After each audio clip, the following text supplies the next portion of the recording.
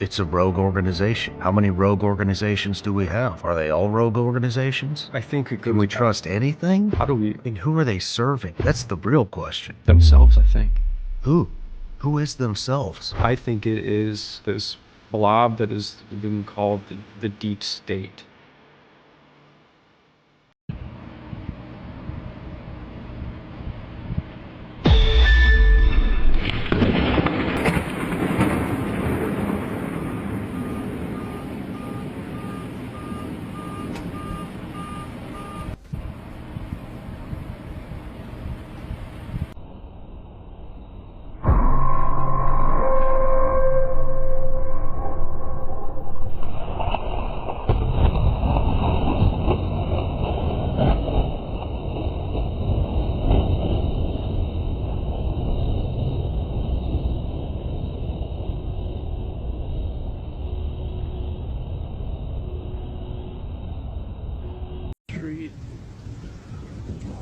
What the f is that, dude? What the f?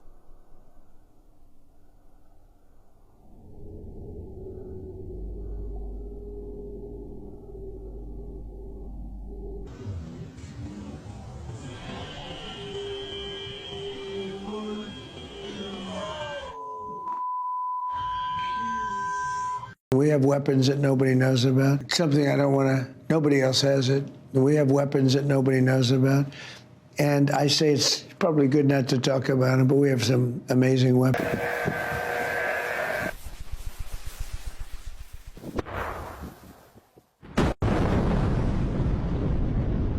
Direct energy weapons. They've been around for a very long time. There was a time when the magnifying glass was one of the most deadliest weapons on this earth. If you ever come across this weapon, guaranteed, brother, somebody's getting smoked. This weapon was very simple to use, but the results was deadly. All you needed was the rays from the sun, a giant magnifying glass, and guaranteed somebody's getting slewed. This is somebody using that same method in modern day times. The heat from the sun would be amplified so much that it would melt solid stone. Oh my diddy. So this is another reason why we see all of these melted ruins all over the world. This is a scary fucking interview. I mean, there are weapons that are frying our brains. The CIA is lying about it. The CIA told you they would willingly lie to Congress. That means you can't trust anything that comes out of their mouths from this point forward. Nothing. I would agree. I would agree. Who is running that? Where does the directive come from?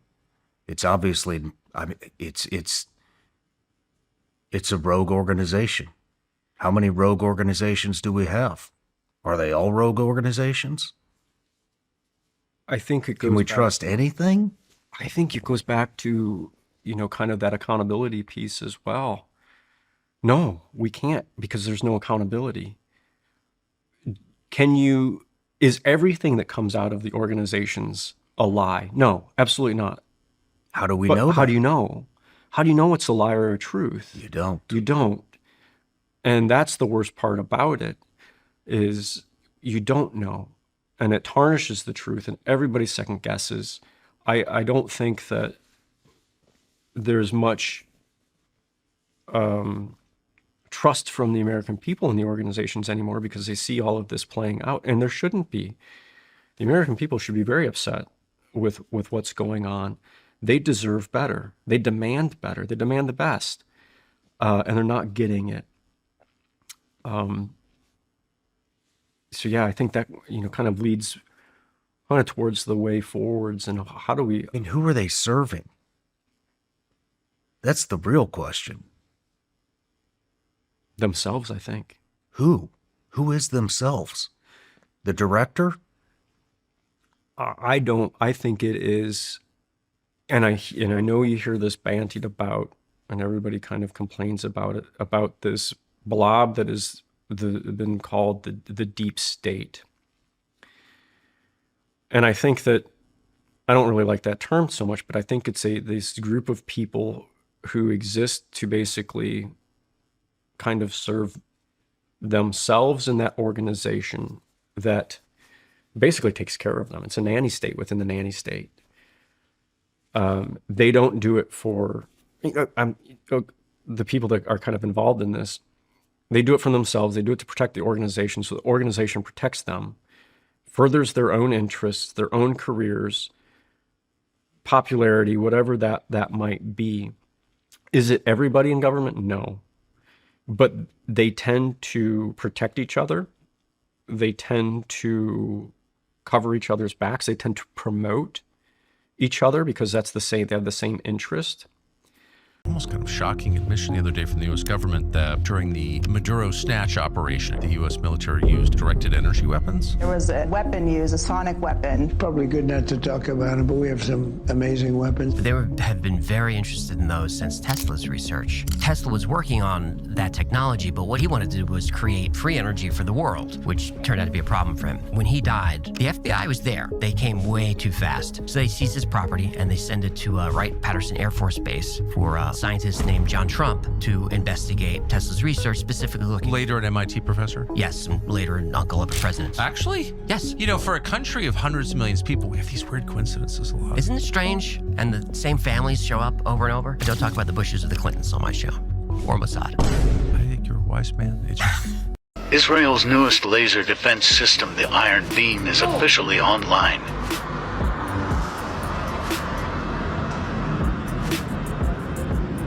To read up on DEWs.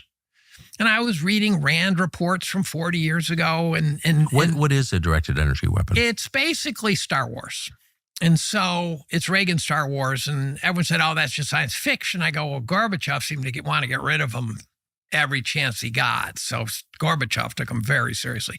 So it turns out what you do is you put something in space, then it shoots some sort of guided energy down to the surface of the earth. And the different frequencies have different efficacies. And so some are really good at hitting a target. Some broaden out, like microwaves are different than some sort of ultraviolet laser. I'm not very good at this stuff, but and then I started reading about what they do is they use a pulse of one laser to punch a hole through the atmosphere, and then the second pulse would go through that hole. I mean, it's really clever stuff. This is 40-year-old RAND reports. What do they have behind the paywall 40 years later? Now, the best, I think, evidence of a DEW being used, and I was reading about fires in different places where trees were burning that shouldn't have burned, and cars, I wrote about it. If someone wants to go read it, that was a couple of years ago. The best evidence of a DEW, so if you've got these, you got to test them, right? You look at the Quebec fires. Satellite imagery of the Quebec fires, very mysterious. About 26-ish fires started simultaneously. How do you know some? Well, if a fire starts and then another one starts, it'll be downwind. So you'll see, it'll look like the Hawaiian Islands, right? Right. Boom, all at once. 26 fires. In a crudely buckshot pattern, there was 350 miles in diameter. Boy, that's a determined arsonist.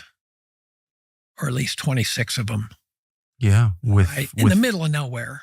Yeah. With helicopter, I mean, there are no roads. So. And say, no, a cell phone can't do it, nothing, right? They're in the middle of nowhere, and all of a sudden they all start simultaneously. And I'm going, okay, that probably was them testing out their weapons. And we have a lot of wars to test weapons, right? And then I think you have the people who, really do care and are busy trying to do the work. But they get abused. They're really trying to do the work. They're trying to prosecute the mission. They are getting up in the morning and saying, how can I benefit the American people, be good stewards of their money, execute the mission, protect, or fulfill the oath that I took when I raised my right hand. They are out there, but they're not taken care of. They're not. They're used and abused, and discarded. You see it you see the people that do that and do good, they're passed over. They're the mavericks out there that aren't protected. You have to protect the mavericks in the organization, the ones that push things forward. They're not protected. They're kicked out. They're shunned because no one wants to hear that, because that's destabilizing the status quo and rocking the boat. We just want this. We want to protect our fiefdom and our power. And I thought about that. It's like when they say, well, we have to protect the organization. Protect it from who? Who are you protecting this from? You're not worried about tarnishing your reputation with the American public. That's already gone. Who are you protecting it from? Why are you trying to protect it and have the last word and the final authority in all of this? And the only answer I could come up with is they're protecting themselves from other organizations who are just trying to do the same thing. Gobble up power, gobble up resources, have that political intrigue and drama, just for the sake of that. They've gone so far away from what it is to be a servant of this country and what it is to be a representative, and the burden that goes with it. It's not a privilege, it's a burden. And I think that most people have forgot that. My first XO told me that is, leadership is a burden. I didn't understand it at first, until, you're leading Marines and you say, oh man, he's right. This is a burden. Every day is a burden. You don't get a bad day. You don't get to misfire. It's a burden. But I think people don't understand that. I think they see it as their privilege and right, and they view it as their means to take care of their ends. So that I think that mentality and ethos has to completely reverse. And I don't know how to do that, Shawn. I don't know if it's possible. I don't know. We talk about kind of the way forward on things. What I'd really like to see is people make good on the promises that they've made, especially on this issue. I mean, we saw Director Ratcliffe, DNI Gabbard, in their confirmation hearings talk about the fact that they wanted to get back to mission first, right? Core mission. Get rid of the bias in analysis and investigate this issue. I would be very curious at where they stand on any of the promises that they have made in that confirmation hearing. I know the director hasn't called or talked to any survivors. No one's asked us how we can better protect our own people or, medically help people or administratively. No one's reached out. No one's asked about that. Director DNI Gabbard, I know she has formed the dig teams. I know they are looking at this. Press report has been that they are working out. There's a report. I know if that report comes out, it's probably, it's going to mirror what HPSI said. I'm confident of it. I haven't seen it. I haven't heard anything about it, but I'm just confident of it. If they are looking for the truth, it will mirror what HPSI came out with.